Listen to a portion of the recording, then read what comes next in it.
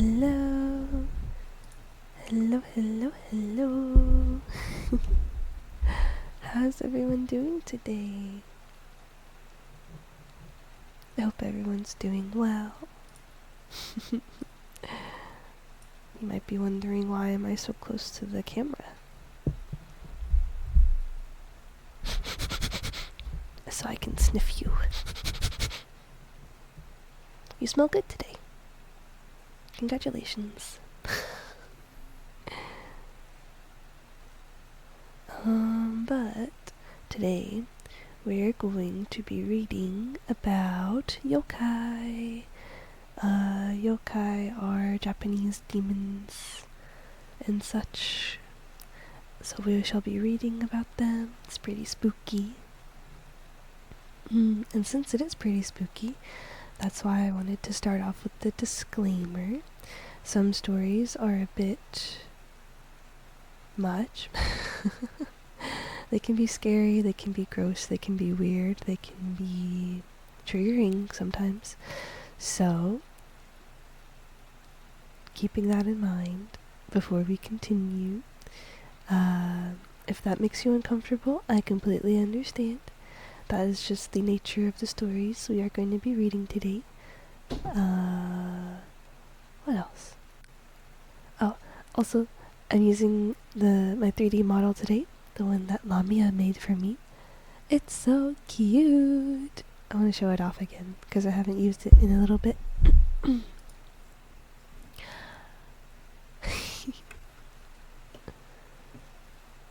Super cute.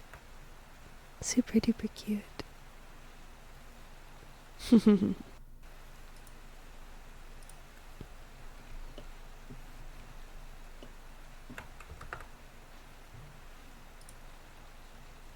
I'm standing on the table. Let's get a 360. Excalatrava, thank you so much for receiving a daily treat. You got a durian. Ooh. Have you ever had a durian before?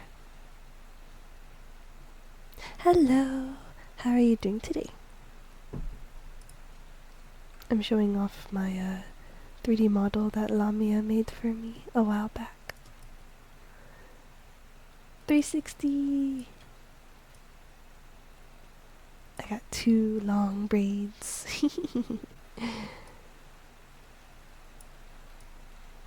Hello. Is this too close? How's that? A little far away. How's that?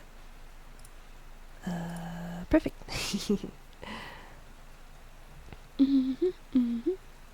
Doing good. Good. I'm glad to hear that. I want to give you head pats. Oh, thank you. It is very cute. Lamia is the one who made it, and she is amazing. Hello, veteran. Hello. How you doing? Oh, I know head pats. I'm so sorry. It doesn't work on my 3D model. I'll just pretend. Thank you for the head pats. Oh, wrong one. Ooh. I have stars in my eyes. Oh, this is my sad face. Oh, this is my shocked face. This is my when I see cheesecake face. Wah, wah. Hee hee. Oh my god, a Pichu. A wild Pichu. Pokey catch. Ultra ball. Do I have any more ultra balls? I don't even know. Pichu is so cute. Oh, but that model looks really, really cozy. It does. It really does. It's based on my first idea of Kuro. And then, as you can tell with my model I've been using, it kind of changed over time. If you were a Pokemon, I'd choose you. That is so cute. That is adorable. Thank you. In a way, you're all my Pokemon because I catched all of you, and now you're here with me.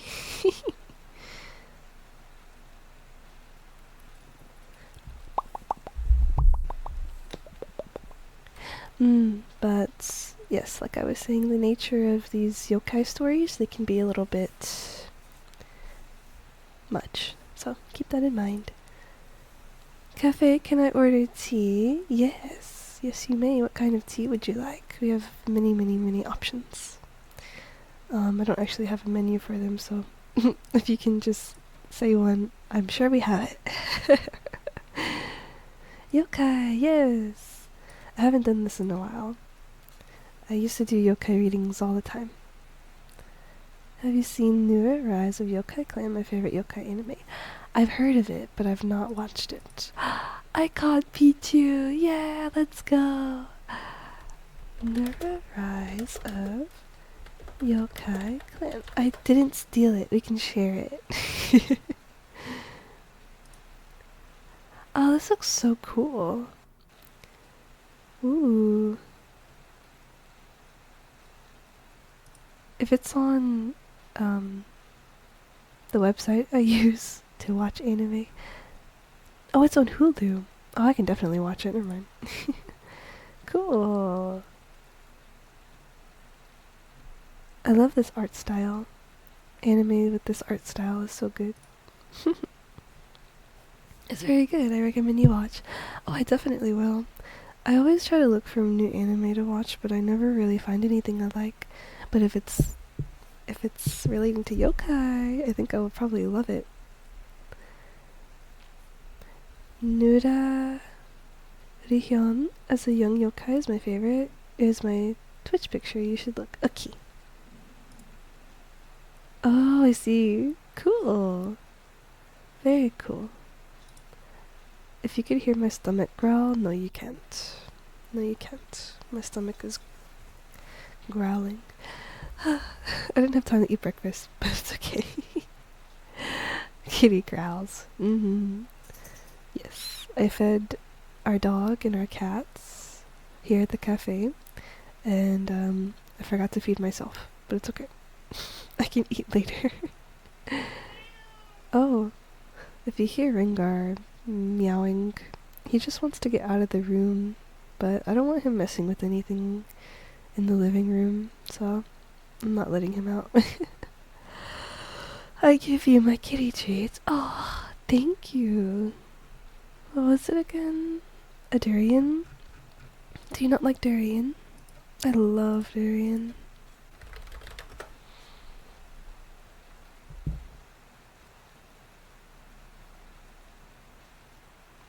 People say it smells bad, but I think it smells good. I don't think I had it before. Oh, do you know what it is? It's a fruit. A spiky fruit. Yeah, you know. Okay, you know. You already know. For those of you who don't know, a durian is a tropical Southeast Asian fruit famous for its strong, pungent odor and rich, custardy flesh, earning it the nickname King of Fruits. It's supposed to be very healthy. Oh, I feel like I don't get many chances to eat it, unfortunately. But I love it so much. I really don't think it smells bad. People think it smells bad.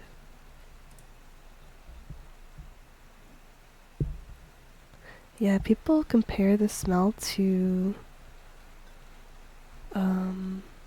sulfur, onions, or sewage. That's crazy, because it tastes sweet to me, and it smells sweet to me. I like durian more than I like jackfruit. Jackfruit looks a little bit similar, but it's more of like a... how would you describe it?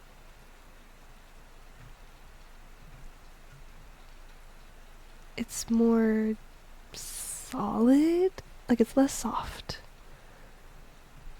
And it's more juicy, I think. In my opinion. It's a little bit more crunchy too. Actually, it's very crunchy. That's how I would compare them. I'll have to try. Yeah, absolutely. I'd like to try everything at least once to see if I like it or not.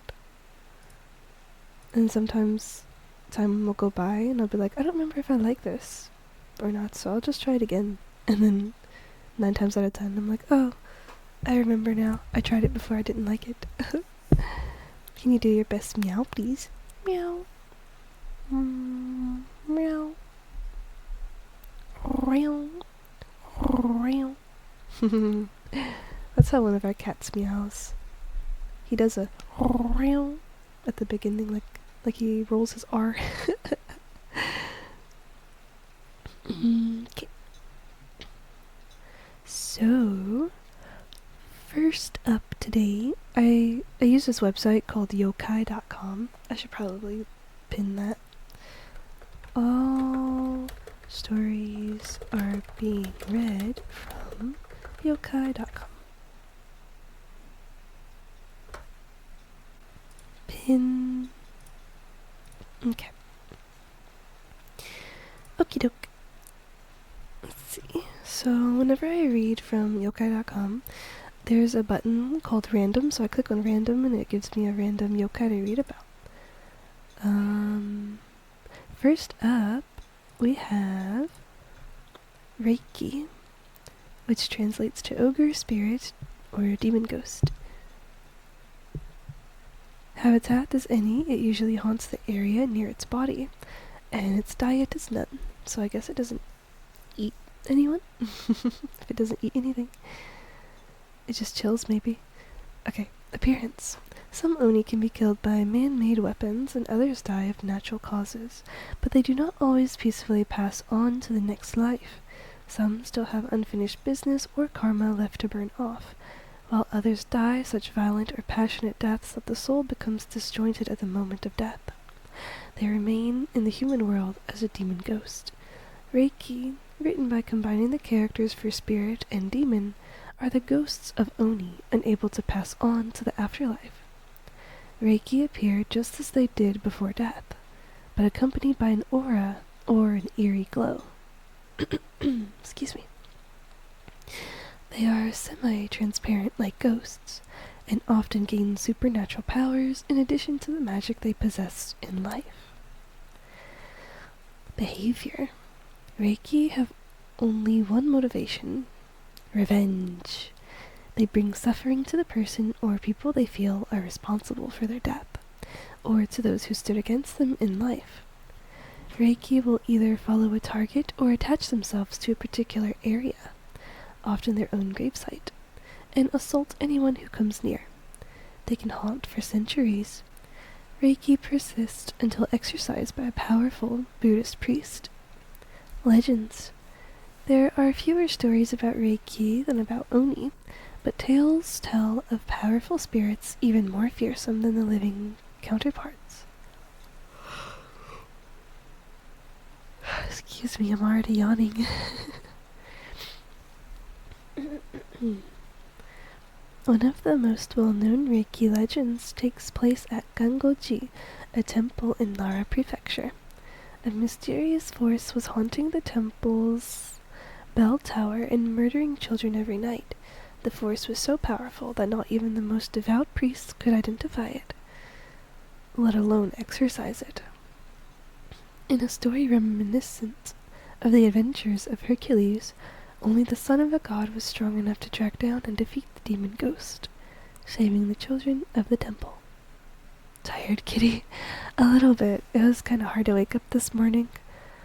I went to sleep at 1 a.m.? I think 1 a.m. That's early for me, by the way. Normally I stay up till 2 or 3. Unfortunately, I try to sleep early, but it's hard to. So that's the end of Reiki. It's pretty interesting.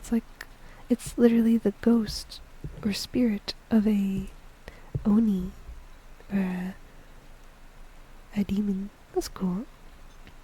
You went to bed at 4 a.m. Oh my gosh. Are you okay? What time is it for you now? Excuse me.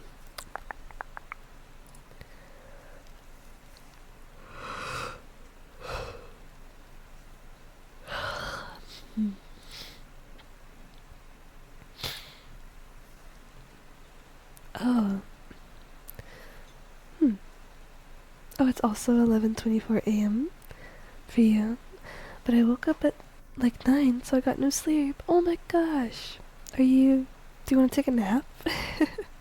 Are you able to? If I was you, I would take a nap. For sure.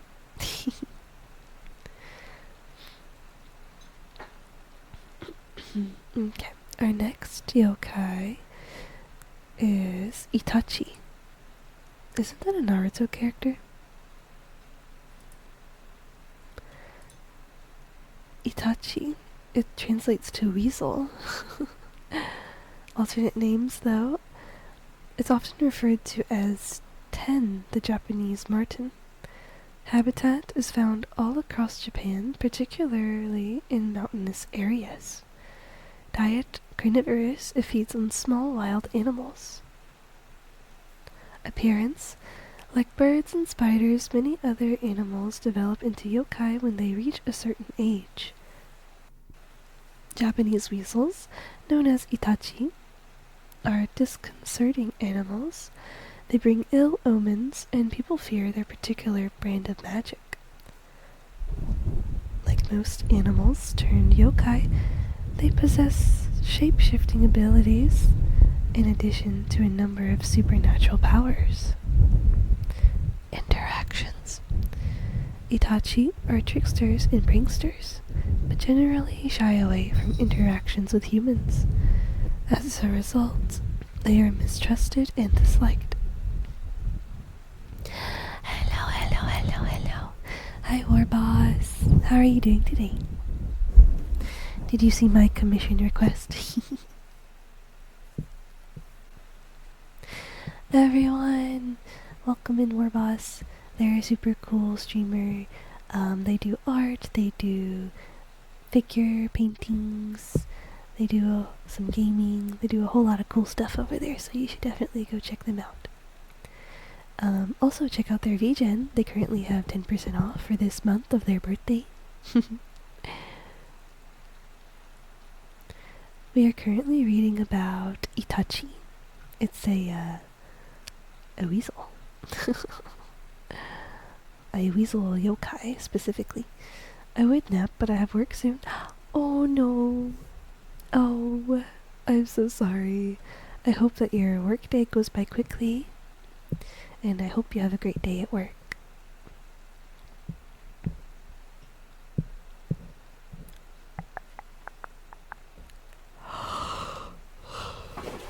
Maybe I need a nap too.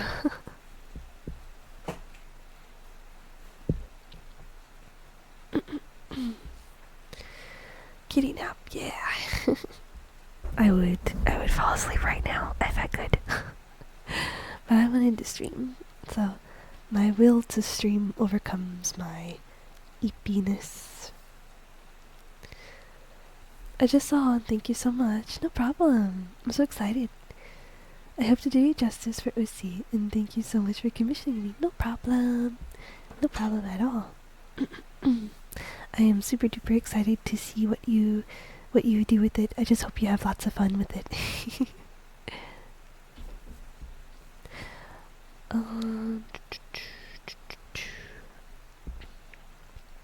I lost my place. Oops. Okay. Though Itachi can transform, they prefer to use other kinds of magic, usually with unfortunate results for their targets. When an Itachi is seen standing on its hind legs, it is said to be bewitching a human, perhaps hypnotizing them into leaving out food or performing some other task for the weasel's benefit. Currently busy at the moment, but will send a proposal when I can. No rush. No rush at all.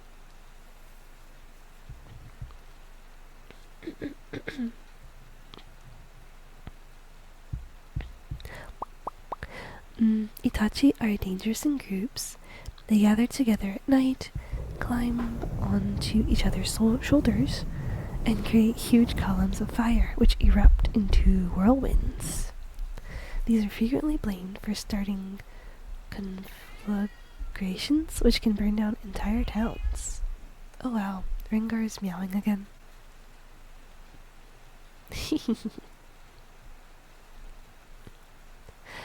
Origin: In the old days, weasels were believed to transform into martens, or badgers, or tanuki, depending on the region, after reaching an old age. Additionally, the names Ten and Itachi are often used interchangeably. As a result, there is confusion over which animal is being referred to in many stories. Other forms. Itachi are often considered to be the most skill-shaped changing animals, possessing more forms than any other shape changer. An old phrase about animal yokai goes, Kitsune nanabake tanuki hachibake tenkubake, which means foxes 7 forms, tanuki 8 forms, martens 9 forms. When an Itachi changes its shape, it usually adopts the form of a young priest boy dressed in clothes that are too big for him. This form is used chiefly to acquire alcohol, which the weasels cannot brew. Itachi also frequently adopts the form of other yokai in order to scare humans. One of their favorites is the Onyudo, a colossal, bald-headed giant who terrorizes villages, destroys houses, devours livestock, and even eats people.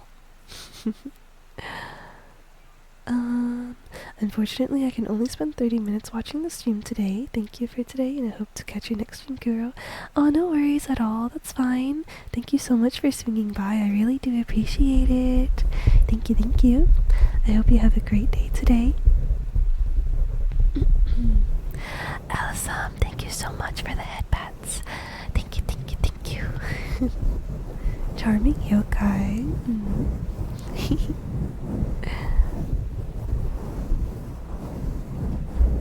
That might be the kitsune. Okay, so that's the end of Itachi. It's very interesting. I think they're pretty cute. They're just weasels.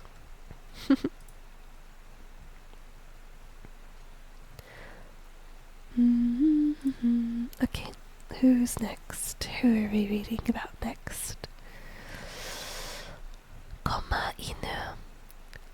Koma Inu.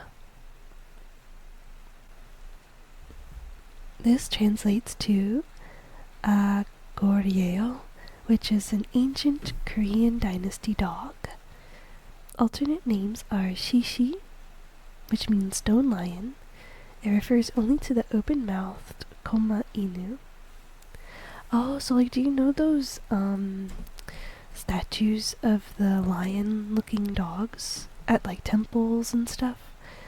There's always 2 of them, one on each side, and there's one with the mouth open, one with the mouth closed. So this one's referring to the one with the open mouth. Habitats are shrines, temples, and holy areas. Diet is carnivorous. Appearance. Koma Inu are noble, holy animals, usually employed as guardians of sacred sites. They can range in size from a small dog to the size of a lion, and due to their resemblance to both creatures are often called lion dogs in English. They have thick curly manes and tails, powerful muscular bodies, and sharp teeth and claws. Some Koma Inu have large horns like a unicorn on their head. However, many are hornless. Behavior. Koma Inu are fierce and noble beasts. They act like watchdogs, guarding gates and doorways and preventing the wicked from entering. They live together in male-female pairs and are always found together. In their pairs, the female usually guards those living inside, while the male guards the structure itself. That's cute. Hello there, welcome in. How are you doing today? I'm gonna try to pronounce your name. Please correct me if I get it wrong. Is it Elshender Savus? Please correct me if I mispronounce it. Okay, perfect, thank you. Just dandy. Good, I'm glad to hear that. I'm doing well. I just woke up like 2 hours ago. Took care of the house a bit, and now I'm streaming. Yes. Streaming, we're reading about Yokai. Currently, we're reading about the Koma Inu, which is. Do you know those statues on temples or shrines where there's these statues of lion-looking dogs on the left and right side of the entrance? Currently, we're reading about the Koma Inu, which is the one that has its mouth open. So I'm not sure. It hasn't really described which one this is yet, but we are getting to it. Yeah, we're currently reading about that one.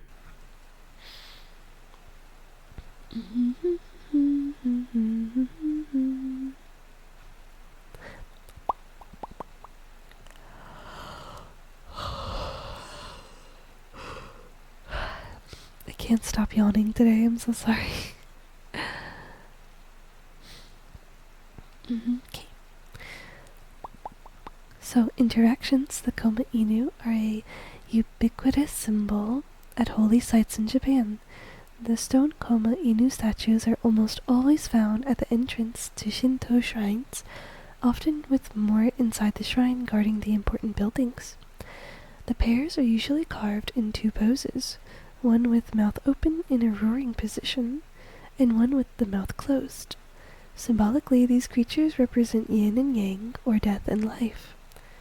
The open mouth Koma Inu represents the sound ah, while the closed mouth Koma Inu represents the sound un. These sounds are the Japanese transliteration of the Sanskrit om, a mystical symbol which symbolizes the beginning, middle, and end of all things. A Western analogy would be alpha and omega. Origin: Koma Inu were brought to Japan via Korea, which in turn received them from China, which in turn received them from India. China is where they first began to symbolize the dharmic philosophies of Indian religions. In China, these dogs are called shishi, which means stone lion. This name is often used in Japan as well, though it only refers to the one with its mouth open. The other one, and the two of them collectively, are always referred to as Koma Inu. Oh, okay. Hi, Ringo. One of my cats is on my desk. Okay, goodbye.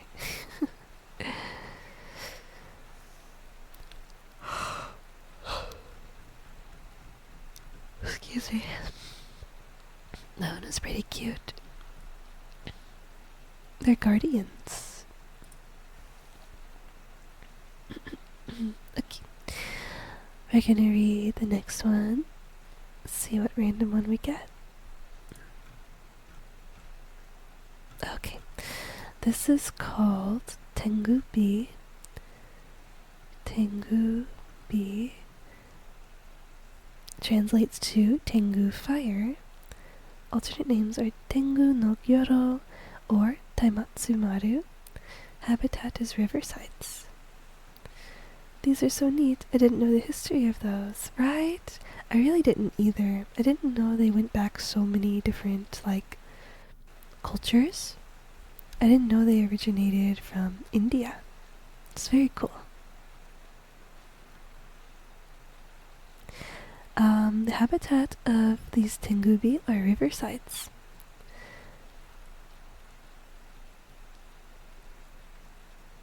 Appearance: Tengubi is a fireball phenomenon seen near rivers in Aichi, Shizuoka, Yamanashi, and Kanagawa prefectures. It appears as one or more, up to several hundred, reddish flames which float about in the sky. These supernatural fires are said to be created by Tengu. Behavior: Tengubi descends at night from the mountains to the rivers. Often it starts as a small number of fireballs, which split into hundreds of smaller flames. These flames hover above the water for some time, as if dancing. Afterwards, they return to the mountains. Interactions. In most cases, humans who witness Tengubi invariably meet with disaster, usually in the form of a serious illness contracted shortly after the encounter. Because of this, locals who live in areas where Tengubi is commonly greatly fear this phenomenon.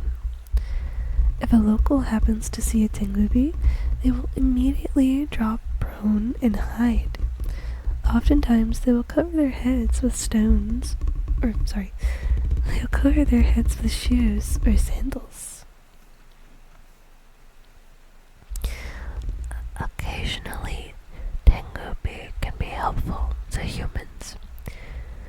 During times of drought, it was common for rice farmers to secretly steal water from their neighbors by redirecting water from the canals into their own fields during the night.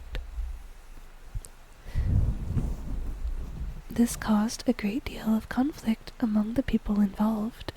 However, when Tengubi appeared above the canals, would-be thieves were thwarted, either out of guilty conscience or because the light from the Tengubi made it impossible to sneak around. Origin: Tengubi is created by Kawa Tengu, or River Tengu, who prefer the riversides over the deep mountain valleys where Tengu normally live. It is used by these Tengu to catch fish at night. For this reason, it is also known as Tengu no Gyoro, which means Tengu fishing. Toriyama Sakin included this phenomenon in his book Hyakitsurezere Bukuro under the name Taimatsu Maru, Taimatsu meaning torch and Maru being a popular suffix for boys' names. He described it not as a tool for Tengu to help with fishing, but as a way for them to hinder and interfere with the religious practices of ascetic monks.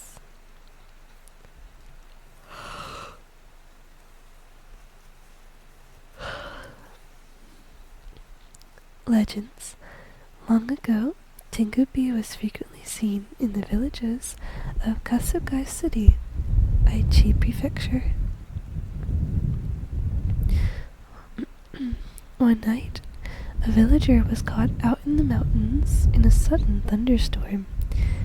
It was cold and too dark to find his way back home, so he took shelter under a tree and shivered. Before long, mysterious fires began appearing around him. Not only did they warm his chilled body up, but they provided enough light for him to find the road and make it safely back to his village.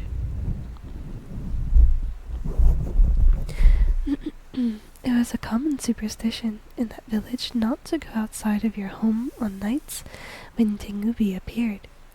If you did, it was said that you would be spirited away into the mountains. One night, a particularly full-hearted young man defied the superstition. He walked out of his home, faced the Tengubi, and called out, "If you can take me, come and get me." Suddenly, a large black shape appeared out of nowhere and grabbed the young man. It picked him up and flew away into the mountains. The young man was never seen again. Wow.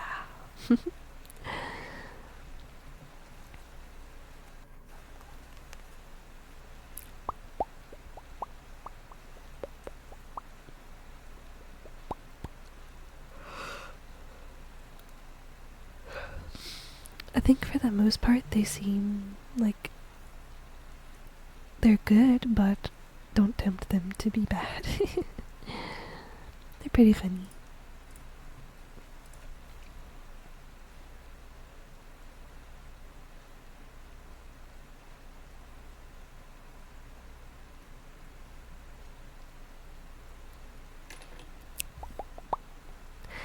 There were Tengubi in Ohio on the Cuyahoga River back in the day. Really? That is so cool. I love that.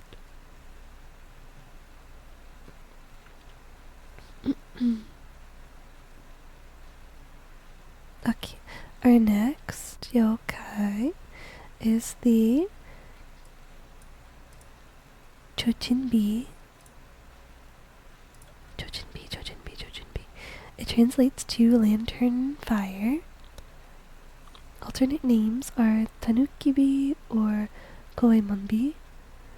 Habitat is rural farmlands. Oh, I see. The river caught fire multiple times due to pollution, but I want to believe. Oh, hey. I mean, I feel like that's how a lot of these stories get created, right? People want to explain stuff that they don't understand. So if, for example, people didn't understand the concept of pollution, they could blame it on some other entity or supernatural being. That's my belief on a lot of the stories we read about. Ooh, Excalatrava, you caught the bunnelby. Cute. Oh my gosh, it's almost Easter. Is anyone doing anything for Easter? My family's probably gonna do like a little family get together and Easter egg hunt for the kids. Oh my gosh, my workplace.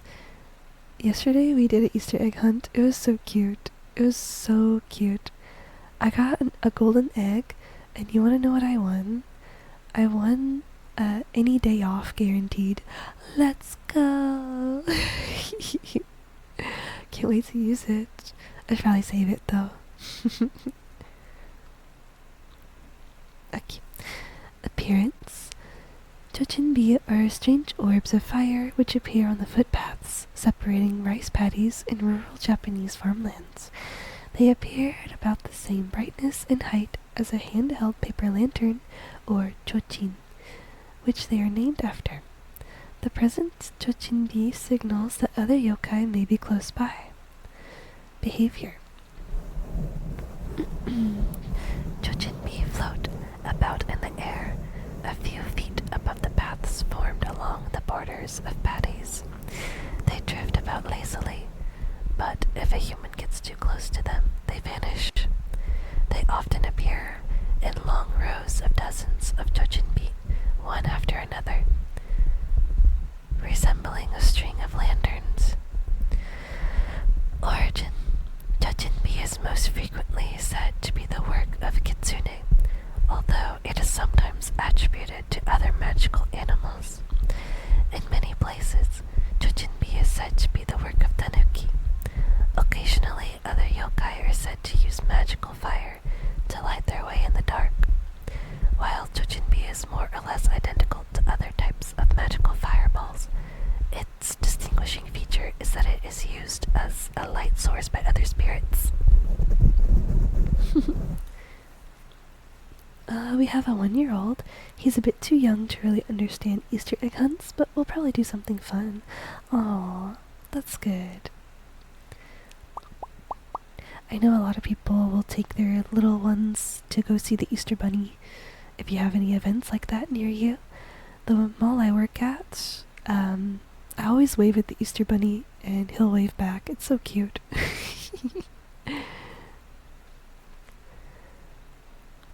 Okay, so that was the chochinbi. Pretty harmless. It doesn't really do anything other than shine a light like a lantern. They're cute.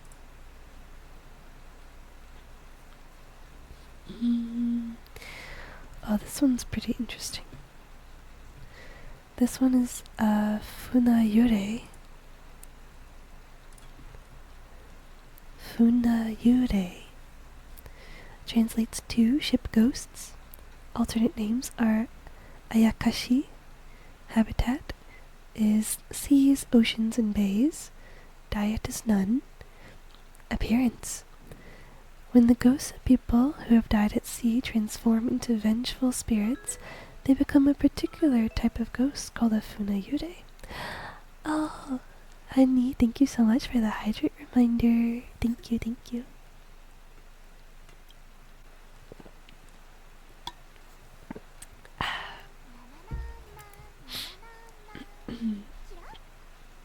my goodness. Thank you so much for the follow, Shander. Thank you. I hope you've enjoyed your stay so far. And I hope that you will continue to enjoy your stay here at the Aurora Cafe. Let's see. These are the shades of drowned sailors which remain in this world, hunting for their former friends and comrades to take them down into the sea. Like many ghosts, Funayure appear as dead bodies wearing white funerary robes.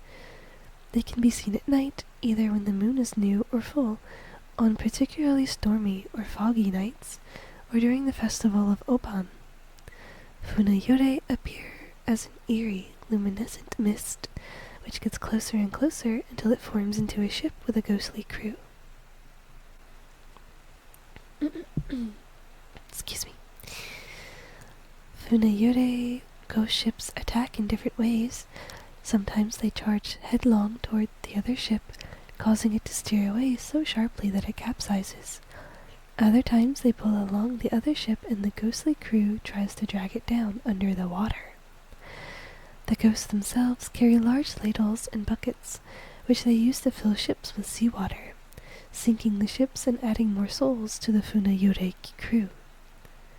Occasionally, Funayure strike not as a large crew of man-sized ghosts, but as one very large ghost who rises out of the water to capsize a ship immediately. This ghost often demands a barrel from the crew, which it uses to flood the deck and sink the ship. Giant Funayure are often confused with Umibozu, which appear and attack in a similar manner. It is said that a clever crew can outsmart the Funayure by carrying buckets and ladles with holes in the bottom. That's so smart. Despite their efforts, the ghosts will not be able to flood the human ship with such tools. Encounters with ghost ships can also be avoided by boldly sailing directly through the phantasm instead of turning to avoid a collision, though this runs the risk that the other ship may actually be a real ship and not a phantasm. Some crews have also escaped the wrath of the Funayure by throwing food and provisions overboard as offerings to the hungry ghosts, who chase after the food instead of the crew. Oh, wow. So they're very vengeful. They want to take down other sailors with them. But you can easily outsmart them. That's cool. Okay, next one.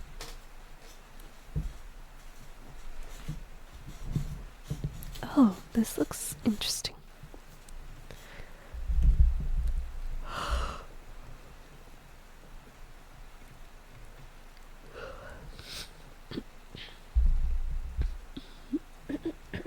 Okay, this one is called Akateko. Akateko, Akateko, Akateko. It translates to red child's hand. Habitat is the Japanese honey locust trees. Diet is unknown. The Akateko appears, just as the name implies, as a red, disembodied hand belonging to a child. It is found hanging in Japanese honey locust trees. Interactions. Akateko drops down from trees as people pass underneath them. Aside from giving its victims a nasty surprise and the general creepiness of a disembodied red child's hand, it is not known for causing any great harm. Some people have seen the figure of a furry-sewed wearing beautiful girl of 17 or 18 years standing underneath an Akateko's tree. Those who witness her are immediately struck with a powerful fever. It is not clear what relationship she has to the Akateko, if she is part of the same apparition or another spirit entirely. The origin of Akateko is usually given as a certain tree in front of an elementary school in the city of Hachinohe in Aomori Prefecture. However, there are local versions of it prefectures as well. In these prefectures, Akateko sometimes work together with another yokai called Akaashi. They grab at the feet of pedestrians, causing them to stumble and fall. It has also been suggested that Akateko and Akaashi are two forms of the same yokai. Interesting. So, it seems like they're pretty harmless. They don't really do much. I guess this last one, this other type, where they grab at the feet of pedestrians, causing them to stumble and fall, that's pretty... They're like pranksters, I guess. They're kind of funny. Do you have a favorite yokai? Yes. My favorite yokai would be Tamamo no Mei. She is the, how would you call her? She's a kitsune lady, who used her human form to deceive a whole dynasty. So I think she's pretty cool. There's also, the slit-mouthed woman, Kuchisake Onna. She's one of my favorites too. And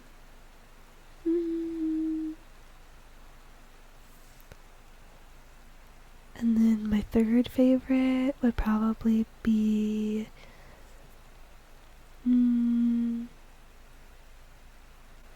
maybe Akamanto, the yokai that I'll ask you in the bathroom, like in the stall over, do you want, like, okay, it goes like, you don't have any toilet paper in your stall, so he'll offer to you, do you want the red or the blue?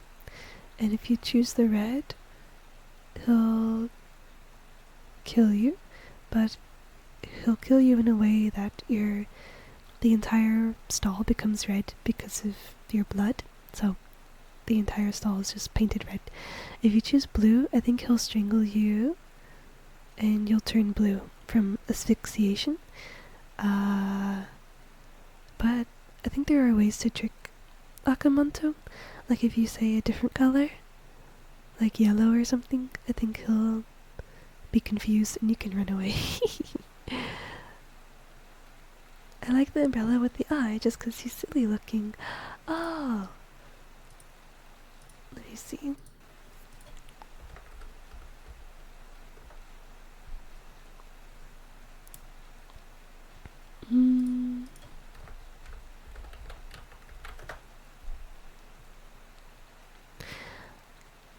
Are those Tsukumogami? Like the objects that turn into living yokai after they've been alive for so many years? Or after they've existed for so many years? Oh, thank you for the posture check and the head pass. Thank you. Appreciate it. Umbrella. Yeah. Oh wait. This is the Karakasa? Oh, Kasa Obake? Yeah, Kasa Obake. It does look silly. Aww. That's so cute. I think so. That's the generic term for them. The specific umbrella ones are the Kasa Obake. If I can find it, we should read it. Let's see. Kasa Obake.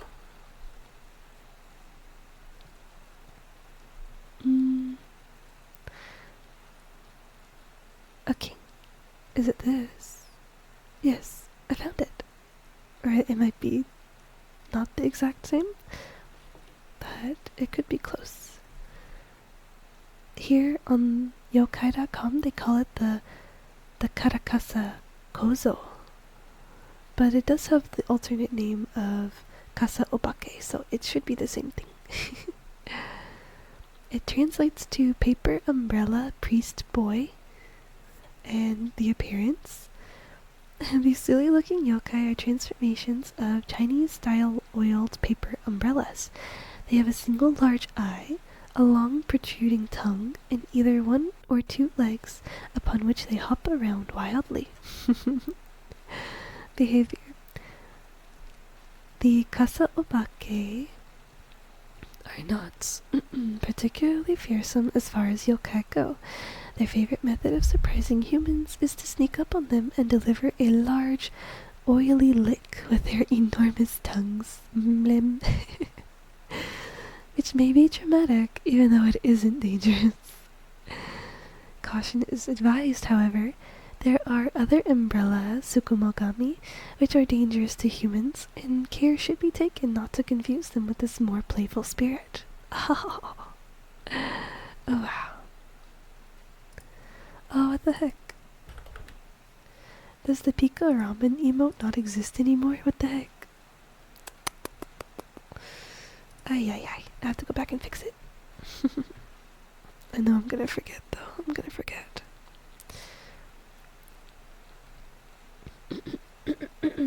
Excuse me.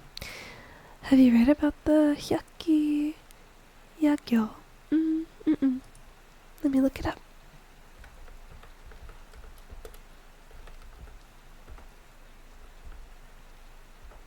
Let's see if I can find it. Oh, is this the parade? Then yes, I have heard it. Yes, the night parade of 100 demons. I had a book that I was reading when I first started this series of yokai reading. It was called something like, oh, what was it called? 100. No, wait. The stories of 100 demons and ghosts or something like that, and it focused heavily on the parade. It was really cool.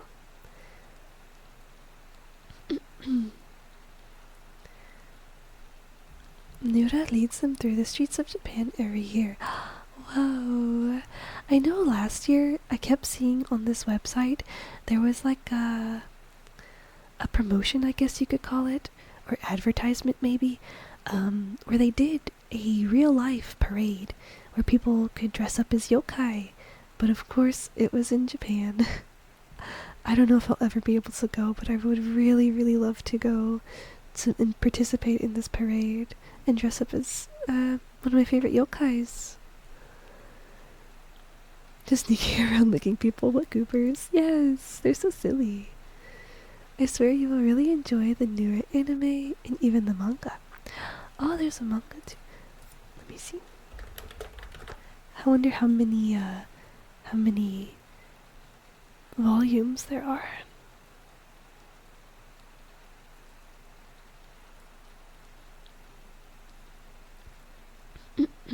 Anyways, I am going to bookmark this so I don't forget about it, because I really do want to look into it more. I think I would really like it. 25 volumes? That's not bad. It's not bad at all. I'll definitely check it out. Oh, the next time I go to my manga cafe nearby, I want to see if they have it, so I can just get a head start on reading it. I always prefer to read the manga, like, from a physical book, for some reason. Oh my gosh. Elsender, thank you so much for subscribing with Prime. You definitely didn't have to do that. I appreciate it, thank you. Thank you so much. If you would like to, I do have an ASMR menu. If you want to pick any of these triggers out for free today. Normally I don't do triggers when I do the yokai reading ASMR streams, but I'm just feeling really grateful today. Like, I'm just so thankful for you all. If you want to pick any of these, you are more than welcome to.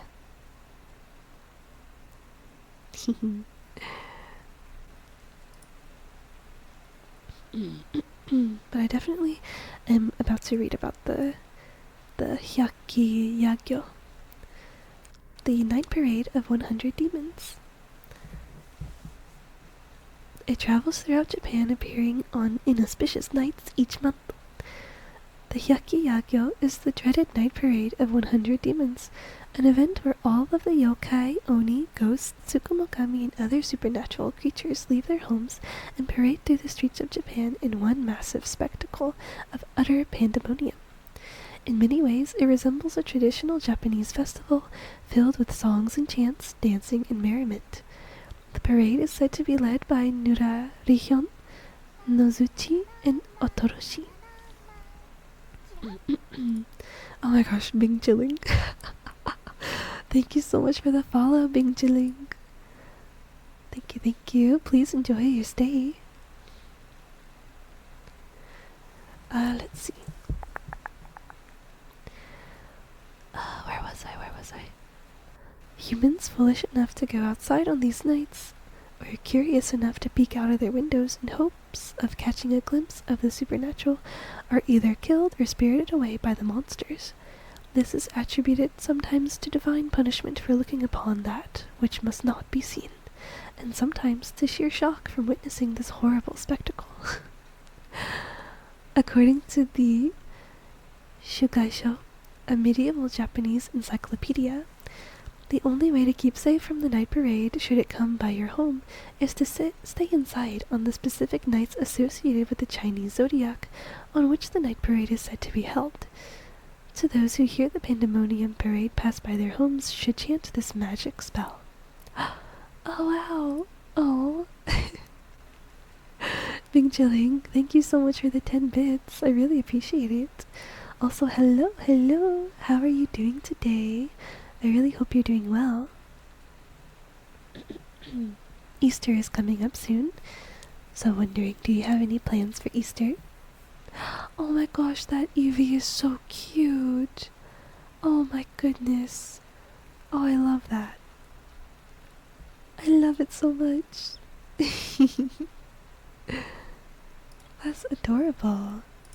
I want to get more cute emotes like that. I definitely will. I'm going to probably look into more. Do you like this one too? Oh my god! Yes! I do. Oh, Espeon is one of my favorite Pokemon ever. Oh my goodness. Oh, I love it. Oh, not the Yippee cat. It's so cute. Oh. Oh my gosh, Anya. Oh, Vaporeon.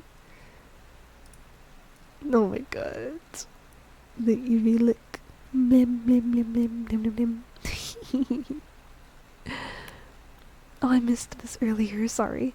The Mushishi is a good anime too, although I guess they technically aren't yokai. Oh, let me see. What is that? Mushishi.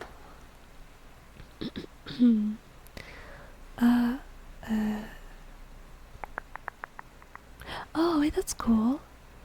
That is cool. It's about a ginkgo, or mushi master, who travels the countryside helping people affected by supernatural creatures called mushi. Oh, I like that. I'm gonna save it. It's on Crunchyroll too. Nice. Cool. There was this one that I was watching. It was called like... Hold on. Natsume's Book of Friends. It's about a high school boy who can see spirits, or yokai, and inherits a book containing the names of spirits his grandmother bound to servitude. It's really cute. I think it's adorable. I haven't finished it yet, but I really like it. I definitely need to pick it back up again. That's called Natsume's Book of Friends. What is this? Why is this creature twerking on my screen? Excalidrava? What is that? It's so cute. these Eevee Pokemon emotes so much. Larry lurk. You lurking with Larry. Alright, this is the magic spell that you should chant. Oh wait, those who hear the Pandemonium Parade pass by their homes should chant this magic spell. Kata shi hata ikase ni kuri ni tameru saketi ihi ashi ihi ware shiko ni keri. Oh my gosh, this cat. This cat is so cute.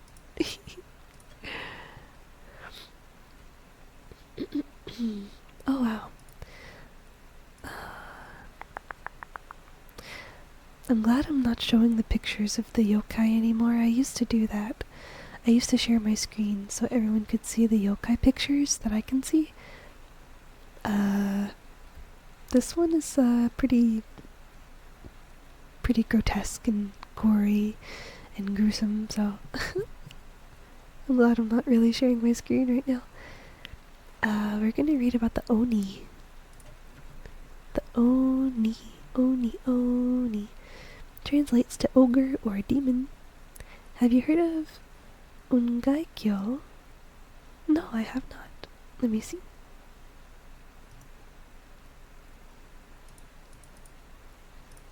It's creepy yokai and Nura. Let me see. Ungaikyo. If it'll pop up on the website, I'll read it. Oh, is it, what is this? A mirror beyond the clouds? Is that a good description of it?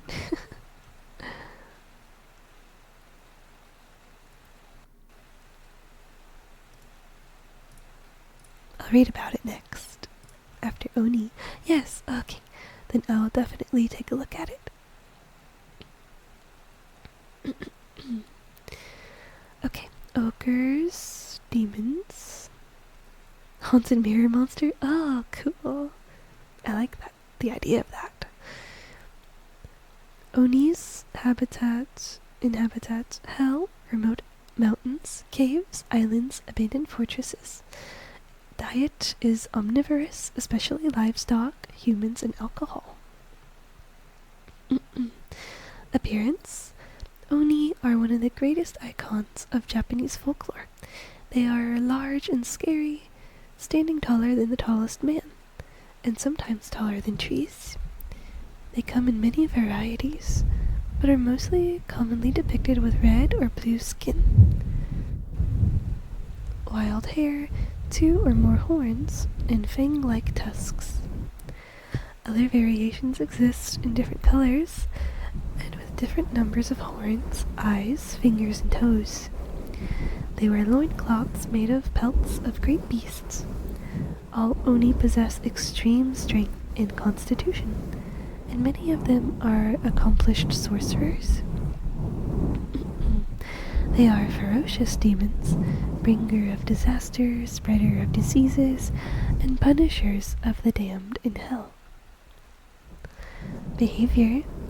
Oni are born when truly wicked humans die and end up in one of the many Buddhist hells. Transformed into Oni, they become the ogreish and brutal servants of great Lord Enma, ruler of hell.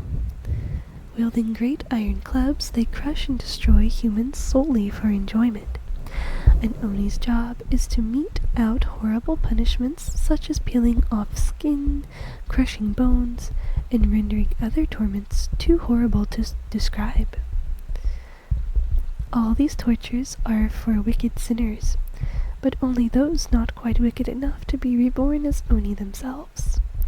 Hell is full of Oni. They make up the armies of the great generals of the underworld. Oh no, you need to buy more Pokeballs in your little shop.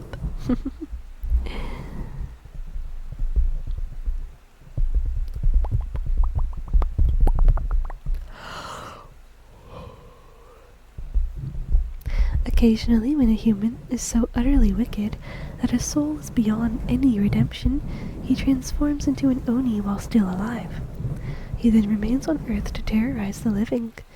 These transformed Oni are the ones most legends tell about, and the ones who pose the most danger to humankind. Oni are the stuff of legends and fairy tales. Japanese mythology is full of countless stories of Oni encounters with lords and ladies, warriors and rogues.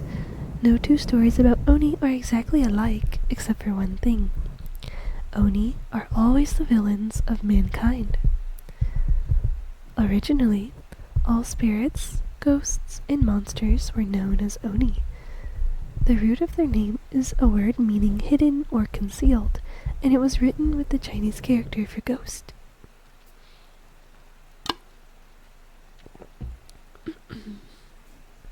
In the old days of Japan, before the spirits were well catalogued, Oni could refer to almost any supernatural creature, ghosts, obscure gods, large or scary yokai, even particularly vicious and brutal humans. As the centuries shaped the Japanese language, the definitions we know for the various kinds of monsters gradually came into being. Female demons are not called Oni, but are known by another name, Kito. Kito, Kito, Kito. Yeah, Oni are just terrifying, very, very terrifying, very evil, very brutal and gruesome. But I didn't know that if you were an evil enough person, you could turn into a Oni. That's so crazy.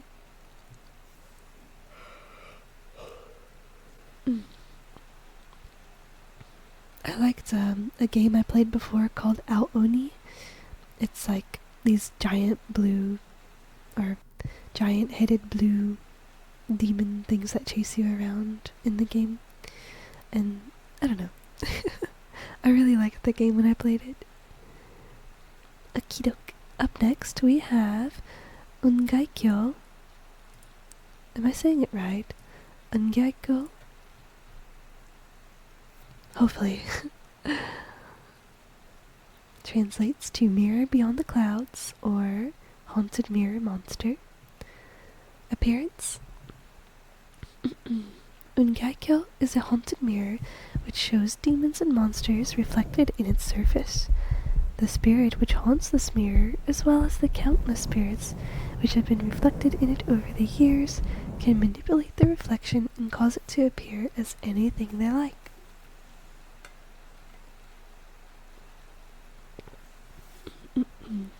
People who gaze into an Ungaikyo might see a transformed monstrous version of themselves looking back. An Ungaikyo can be used by humans to trap spirits. On the 15th night of the 8th month in the old lunar calendar, water is poured into a crystal dish to reflect the light of the moon. In the old days, this was a popular way of admiring the reflection of the night sky. If that water is used to paint the image of a yokai onto a mirror, that spirit will then inhabit the mirror. Ungaikyo appears in Toriyama Sekin's book of Tsukumogami Hyaki Tsurezure Bukuro. Sekin based this yokai on a mirror from an old Chinese myth. That mirror was called Shomakyo, or Demon Revealing Mirror. It had the ability to expose the true forms of demons masquerading as humans when they were reflected in the mirror. Shomakyo was used by King Zhao of the Shang dynasty to reveal that his beloved consort Daichi was actually a wicked nine-tailed kitsune. Wait, I think that's the one I like. Daichi. She was the one of the nine-tailed kitsune.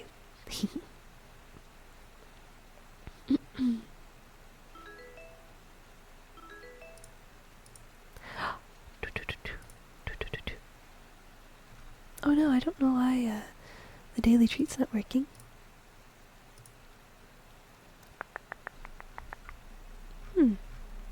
That's weird. Also, thank you for the headpads, War Boss, and thank you for the hydrate.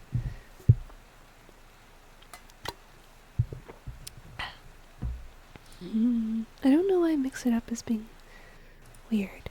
Let me see if I can... Oh, it's still not working. What the heck? There's supposed to be a treat here. Maybe I should close it and reopen it. That is weird. Got to look after the kitten. Oh, thanks. I appreciate it. Okay, I'm re-logging in. Maybe that'll fix it? I'm not too sure.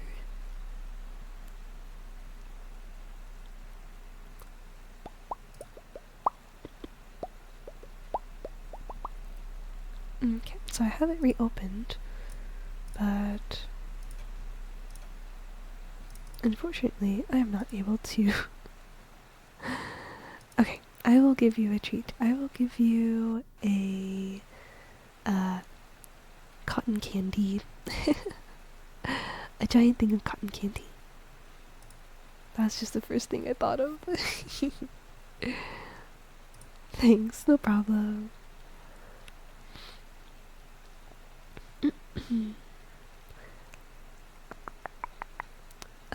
The mirror in Snow White was... Why? Wait, that is so cool. I never even made that correlation before. That is so cool. Whoa. I like that. I like that Disney is using inspiration from Yokai. That's awesome. I know you're a grown Neko girl, but compared to my height of 12 feet, you are a kitten to me. Yeah, I'm only like 5 foot 3 inches. So I'm literally less than half your height. That's crazy.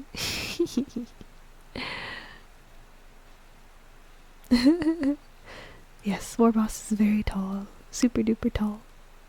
But it's cool. That's a cool trait to have. I wish I was taller. Fun size kitty.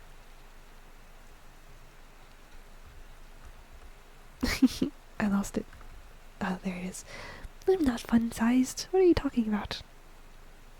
I'm average height. I'm average. 5 foot 3 inches is average height for cat girls, yes.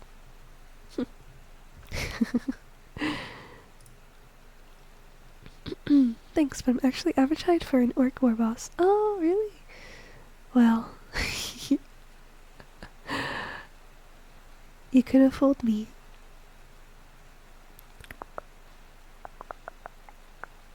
So that means there's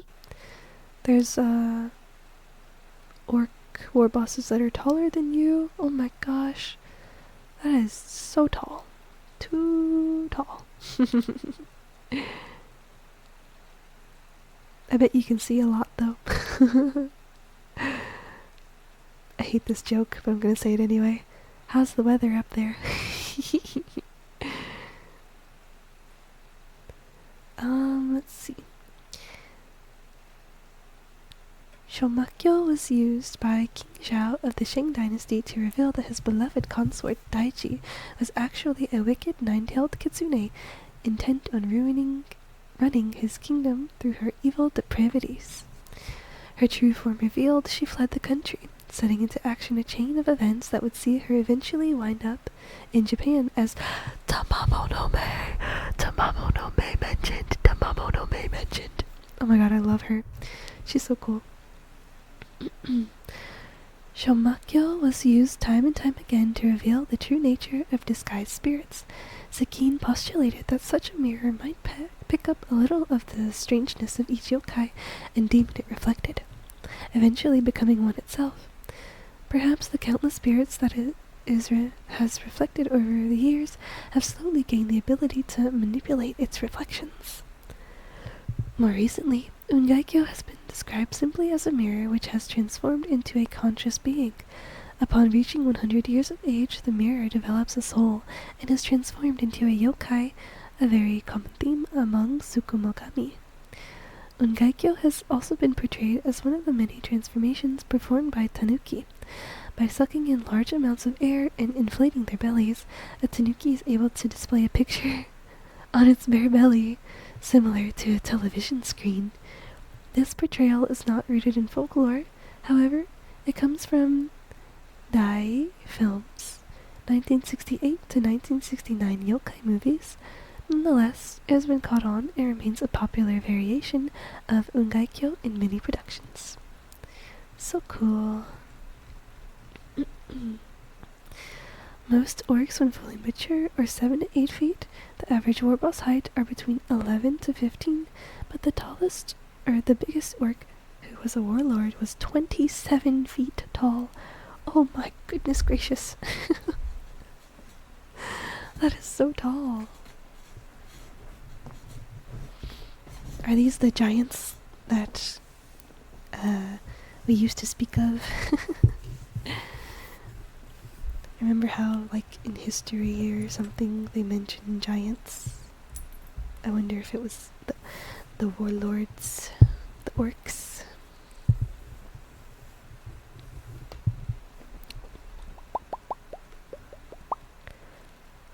Biblical giants, yes! Yes, yes, yes. I heard about those a bit before. Okay. What's next? Facts: an orc, when they win fights and live a long life, they get bigger but also smarter. Whoa. They just keep leveling up and getting stronger.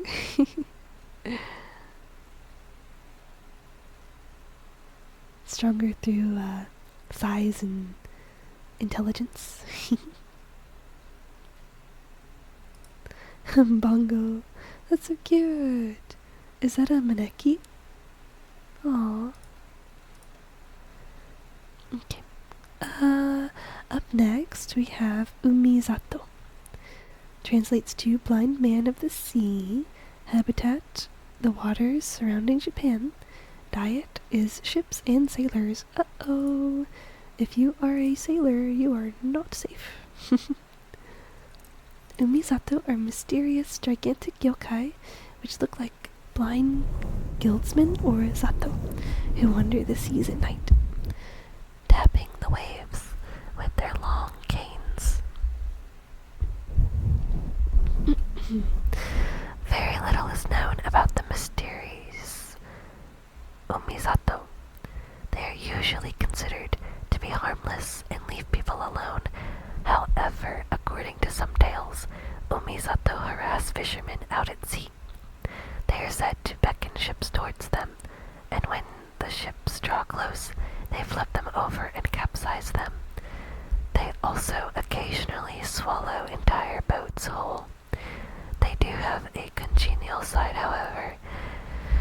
If the people on a ship reply to an Umizato in a polite and docile manner, the Umizato will vanish and leave them alone. Because there are so few legends about the Umizato, almost all of what we know about them is only speculation. They are sometimes considered to be cousins of the similar-looking Umibozu, but it is very likely that Umizato is an invented yokai thought up by Edo period artists solely for decorating old picture scrolls. Excuse me. Well, my race theories that our race has a max height growth around 50 feet. Oh my god. Jesus. But that is an orc who is known as the Great Beast. He was so might in battle, but intelligent enough to outplay even a godly entity in a game. Whoa. That is super cool. I really love learning about other types of beings and such. Also, a wild Pichu appears. A wild Pichu appears. If you didn't catch one earlier, here's your chance to catch one now.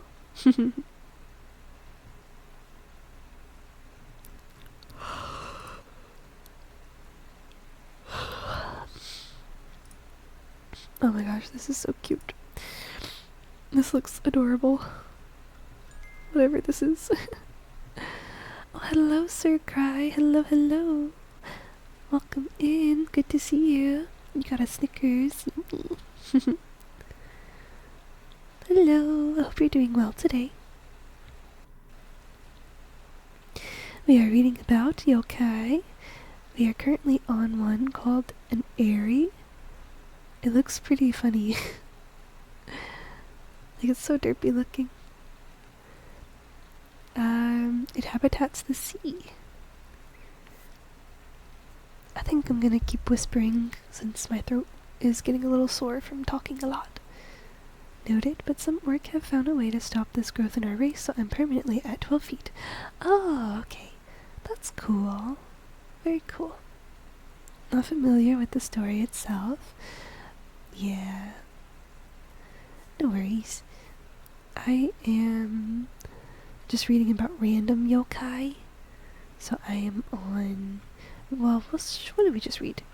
We just read Umizato, which is a blind man of the sea. And he will sink ships. This next one looks pretty harmless. It looks pretty cute. Yeah.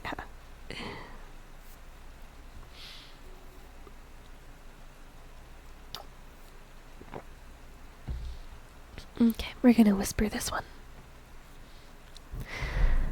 Airy. There is no translation for this name because Airy is just its name. It inhabits the sea. Airy are prophetic aquatic yokai. They have bulbous bodies covered in shiny scales, and they somewhat resemble sea lions. They walk on 4 legs and have long, thin tails.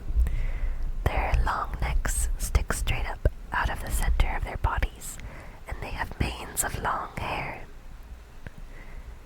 There has only been one recording Airy sighting, so little is known about these yokai. They live in the ocean, they can speak and deliver prophecies, and they are powerful, good spirits whose image alone is enough to drive away evil, diseased spirits.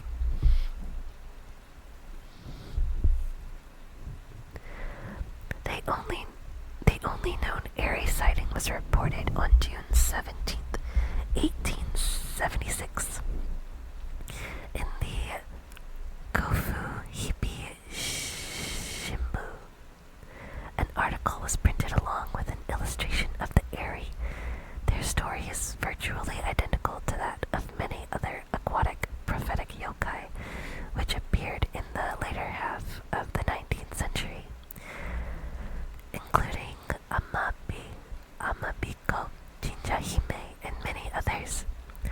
Just like these others, Airy emerged from the sea to deliver a dual prophecy about a bountiful harvest, followed by an epidemic of disease, and then instruct people to copy their image before disappearing shortly after. A strange creature was sighted in the waters off of Higo province, which is present-day Kumamoto prefecture. After nightfall, the creature emerged from the water and began walking to and fro along the roadside, calling out to people. The passerby were scared, and so nobody approached the creature. Eventually, the flow of traffic died out. A government official heard the rumors about a strange creature and went to see it for himself. When he approached the creature, it spoke to him. I am the leader of the scaled beasts of the sea. I am called Airy. The Airy wind then foretold a 6-year bumper crop and an outbreak of cholera. He instructed the government official that anyone who hangs up its image and prays to it would be protected from the disaster. After delivering its message, the Airy retreated back into the sea. Oh, so they're pretty sweet. They're really adorable.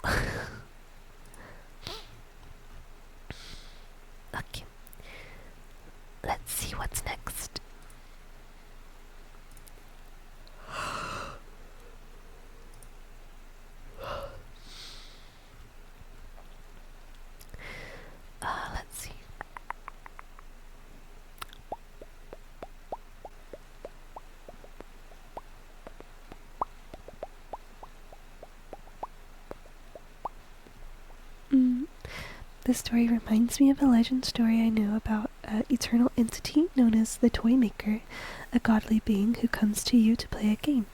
If you win, he will grant you whatever your heart desires, but if you lose, he will turn you into their next favorite toy like a string puppet. Oh no! Note, the being can't cheat at the games, as he is bound by the rule to keep himself existing. Ah. Interesting. I like that little story, that legend. I like that.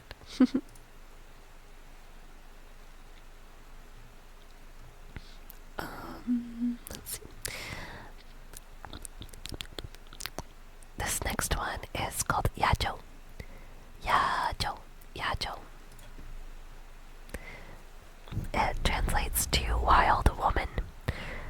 It inhabits mountain streams and its diet is unknown.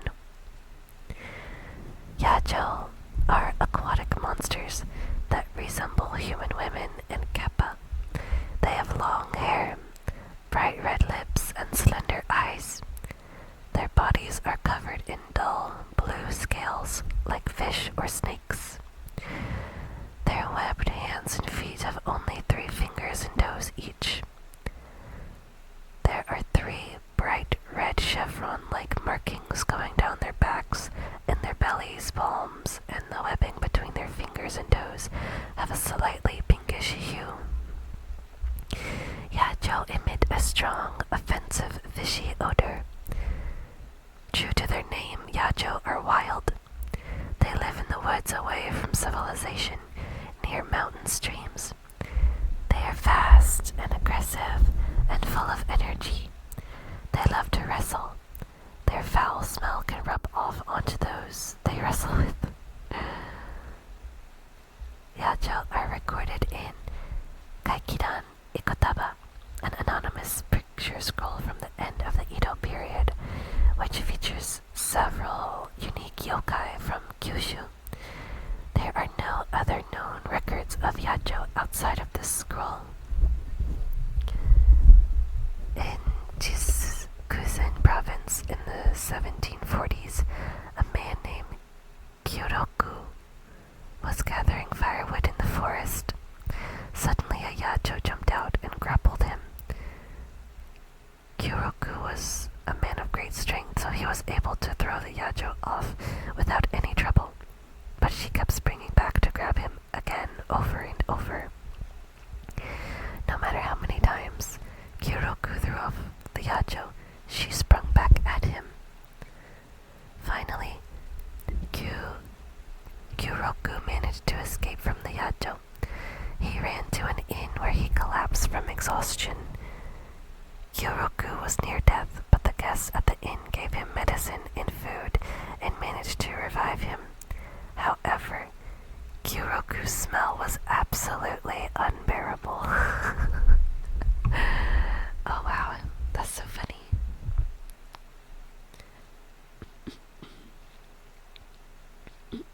They are believed to have come into reality from the first game played by humanity.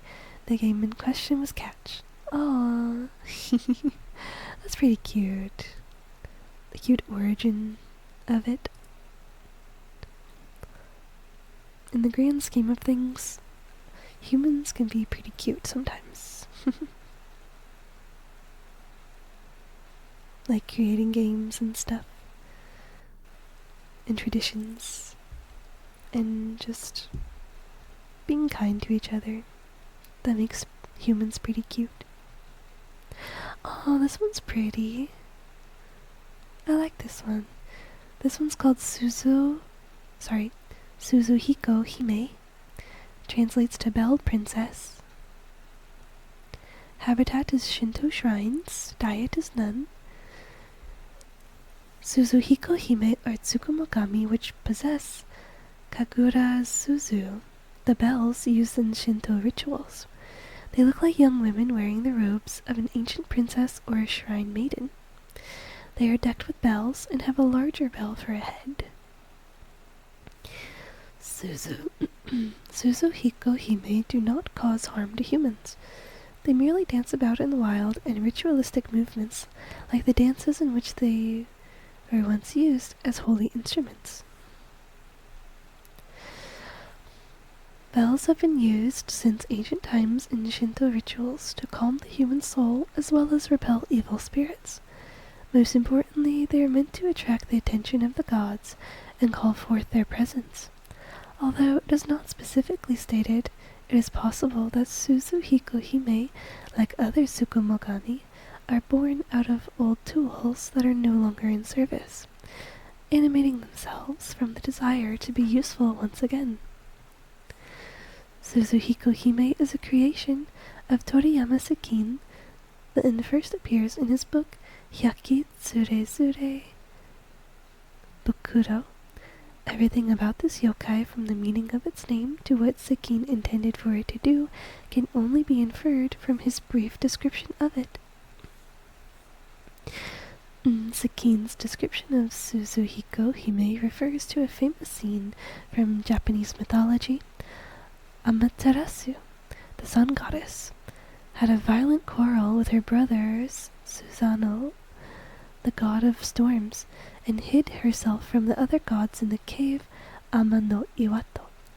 Without the sun, everything became cold and dark. The gods gathered outside of the cave and begged Amaterasu to come out. But she refused. Eventually, Ame no Uzume, the goddess of dawn and revelry, came up with a plan. She stood upon an upturned tub and performed a wild, erotic dance, stripping naked and baring herself to the other gods. Their loud, uproarious cheering could be heard by Amaterasu deep inside the cave. Eventually, her curiosity got the better of her, and she left the cave to see what the commotion was about. The other gods quickly blocked the cave entrance so she could not go back inside, and light was returned to the heavens and the earth. Ame no Uzume's performance is said to be the origin of Kagura, the sacred music and dance of Shinto rituals, and Kagura in turn directly serves as the origin of this yokai.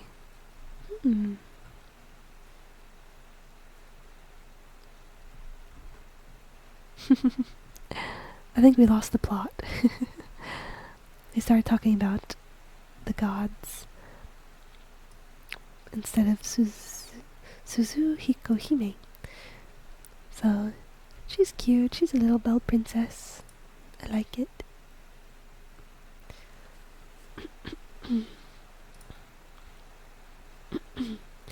Another funny fact, in the UK, Britannia was actually the Roman word for British and was therefore used as the female goddess of British, and was predicted as a warrior type of god inspired by the British Celts, when conquering what would be known as England and Wales. Oh, wait, that's so cool. That is very cool.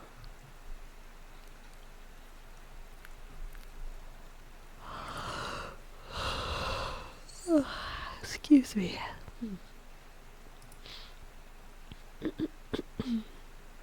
Okay. Next up, we have Norerabo, Norerabo, Norerabo, Norerabo. If you look into Roman life, they have a god or goddess for every aspect of life. Oh yeah, I did hear a little bit about that before. I don't remember much, since I think I was learning it in college a little bit. It was like a history kind of class. But the class mainly focused on like the rituals and traditions that cultures did for their funeral rites and such. Norerabo. Norerabo translates to wild tempest priest. Temple, not tempest, sorry. It inhabits abandoned, ruined temples, and its diet is sadness, sadness, sadness. Appearance.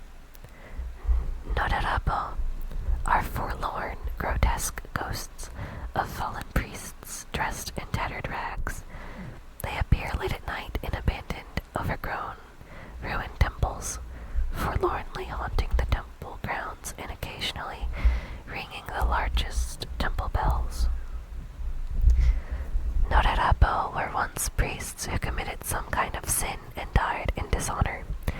Most often they are those who fell to vices forbidden to priests, such as attachment to women or money.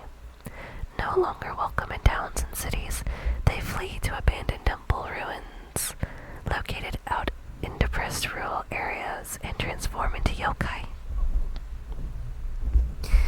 In Saitama, there is a place called Nodera. Long ago, a prankster decided to steal the large bronze bell from the town's temple. However, he was spotted in the act by one of the local townspeople and fled, dropping the bell into a pond where it got stuck. The pond became known as Kanekaiki. Sometime later, a lazy monk boy was given a job by the high priest at the temple, but instead of doing what he was bid, he spent the day playing with the other neighborhood children. When it came time for him to face the high priest, he was so ashamed that he became depressed and threw himself into Kanekaiki and drowned. After that, every night the villagers could hear the sound of crying echoing off the great bronze bell coming from deep within Kanekaiki Pond. The monk boy became known as the ghost of Nodera, or the Noderabo. Oh, that one is a little sad. I learned this when I made a visit to Rome itself. Ooh, that's fun. I wish I could travel more. I want to go see the world, you know.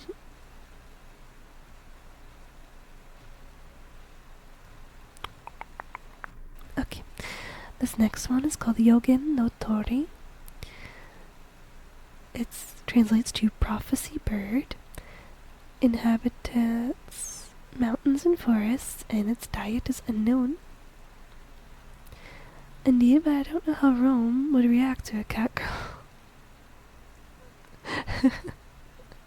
How did they react to a 12-foot orc war boss? Maybe their reaction to me won't be as extreme as we're expecting.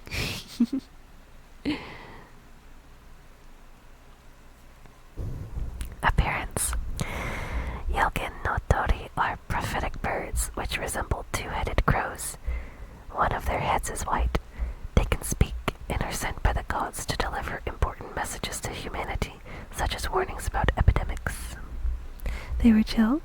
They just think I'm related to Mars, the god of war. Oh, that's cool. I don't know what they would think I'm related to.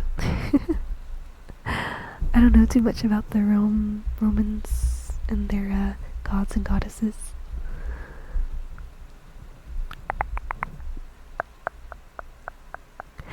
Like most prophetic yokai, nothing is known of Yogen no Tori's natural behavior, as they are only seen when there is an important message to deliver. Interactions. In addition to delivering an important message, Yogen no Tori are such holy animals that merely an image of them is enough to keep the evil spirits, which cause disease, away. Regularly looking at a picture of a Yogen no Tori is said to protect the viewer from harm. The story of the Yogen no Tori follows an Edo period pattern of yokai warning about outbreaks and offering their image as protection. Contagious diseases like cholera are spread by invisible means, and for a long time there were no cures or methods of protection against them.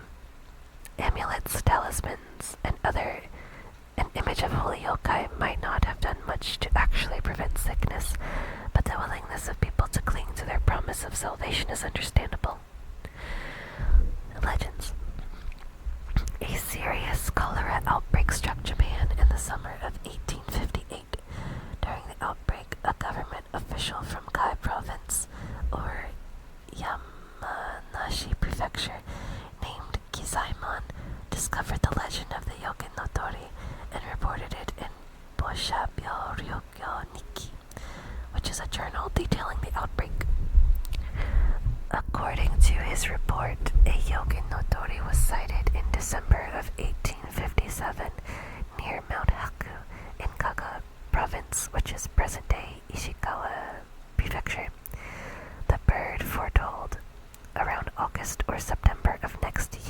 a disaster will occur, killing 90% of the world's population. Those who gaze upon my image morning and night and believe in me will be spared from this suffering. Kizaemon believed the Yoken no Tori to be a messenger from the gods. He declared it to be a symbol of the great power of Kumano Kongen. An illustration of the bird was printed alongside the report so people could see it and receive its protective powers. Well, cats were preliminary associated with Libertas, the Roman goddess of freedom. Because of their independent nature, they were often depicted at her feet and were the only animals allowed to roam freely inside Roman temples. Oh, that's cute. Aw, I like that. But also were linked to Diana, the goddess of the hunt, as mythology tells that she transformed into a cat to escape the monster Typhon. Ooh, I love hearing about all these stories. They're also interesting and fun to listen to.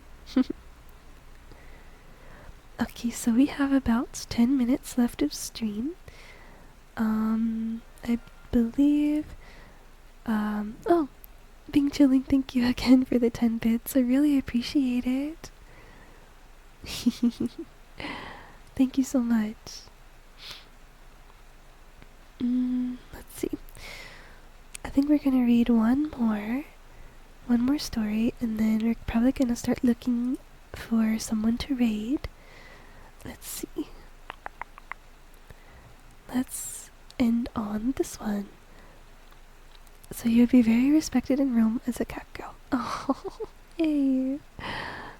That makes me happy to hear.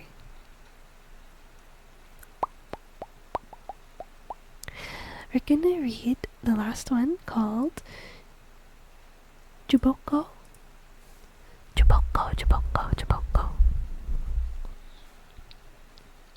Translates to tree child or shrub child. Inhabitants, battlefields, places where mass deaths occurred, and its diet is blood. On the fields of war and sites of vicious massacres, where the blood of thousands of warriors has saturated the soil, a strange kind of tree can be found. From afar, Juboko appeared to be ordinary trees, indistinguishable from the various species that dot the landscape. It takes an observant eye to notice the slightly more fearsome features of its branches. Yes, Warboss. Blood for the blood god, skulls for the skull throne. Good night, Atsu. Good night. Sleep well. Thank you so much for hanging out with us. Please rest well, sleep well. Have a great night, and I hope that I'll see you again next time.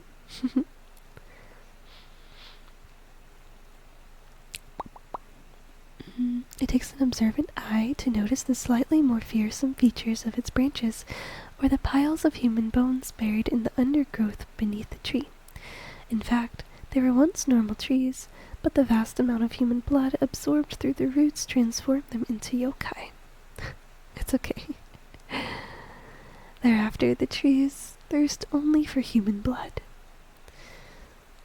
Juboko wait for unsuspecting humans to pass underneath their branches. When somebody gets close enough, they attack, snatching their prey with long, jagged finger-like branches, and hoisting it into their bows. These branches pierce the skin of their victims, sucking out all of the blood with special tube-like twigs. After the body is drained, the flesh and organs are consumed by birds, insects, and other animals. Only the dry bones fall back to earth. By the time most people are close enough to notice the heaps of bleached bones at the base of the tree, it is too late to escape. Oh wow. So this one's pretty scary. It's just hidden in plain sight. It looks like a normal tree, and then when you get too close to it, it snatches you up, and it drinks all your blood. Crazy, huh? The crazy stories are pretty cool too. Oh, I know who we're raiding. Let's see. That was quick.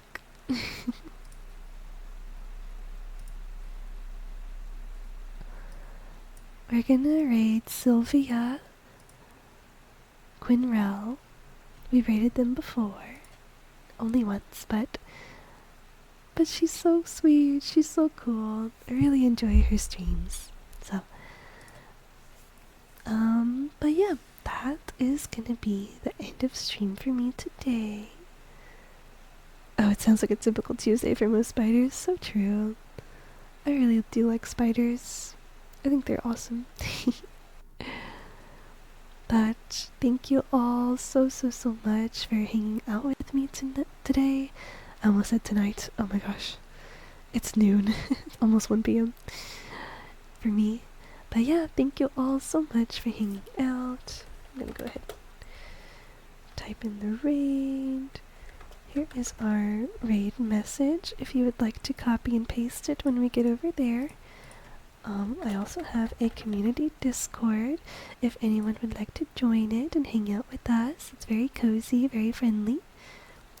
Thanks for stream, take care, and as always, you have the most sweetest voice I've ever heard on Twitch. Oh my gosh. Thank you, Warboss. I really appreciate that. But yeah. Thank you everyone for hanging out with me. Please have a great rest of your day or night, depending on where you're from. Please take good care of yourself, drink water, eat some good food, and yeah, thank you again. Please have a great rest of... I already said that.